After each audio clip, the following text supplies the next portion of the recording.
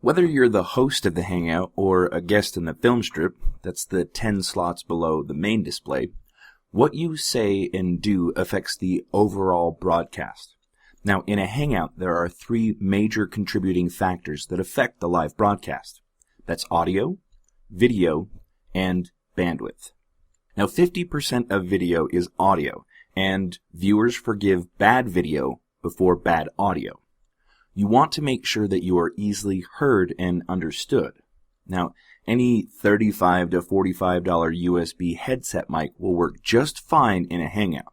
It's where you are physically located that makes the noticeable audible difference. Now, sound bounces off hard surfaces. It's part of what can make audio sound bad, so avoid kitchens, halls, and very spacious rooms when you host or participate in a Hangout. Now, a general rule of thumb is the softer your surroundings, the better your audio will sound. You also need to stay away from TVs and radios that may be broadcasting copywritten content. That's a big no-no in YouTube's eyes.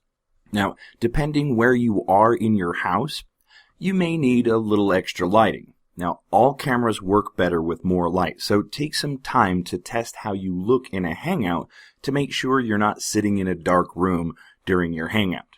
While you don't always have to be on camera, you do need a webcam if you want all of the tools in a Google Plus Hangout to work. Now, if you don't have a webcam yet, I recommend the Logitech C920. It's a great webcam and it's less than $100, and it helps your computer process the streaming video and reduces strain on your internet connection.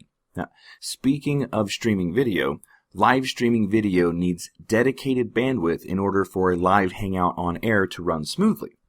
Now, the best audio and video equipment won't do you any good if your internet connection isn't fast enough to stream the live Hangout on air. Now, if your internet connection is too slow or unreliable, it will affect the audio and video of the broadcast that the viewing public sees. So follow these steps to ensure a nice, smooth broadcast. Be sure that you have a high-speed internet connection that is preferably a wired connection. Wi-Fi does work in a pinch, but it can be risky. Use Google Chrome for the Hangout. It's not just the preferred browser for Hangouts, its bandwidth demand is lower than other browsers. You're also going to want to turn off all programs that require a lot of bandwidth, such as Skype, internet browsers, and streaming music programs. Now, like I said before, extra lighting may also be needed to make sure that you can be easily seen on camera. Natural light is the best light to use, but if you don't have access to natural light, a few lights from the store will work just fine. You're also going to want to think about what's behind you. Your webcam shows more than just your face. It shows the world where you're broadcasting from.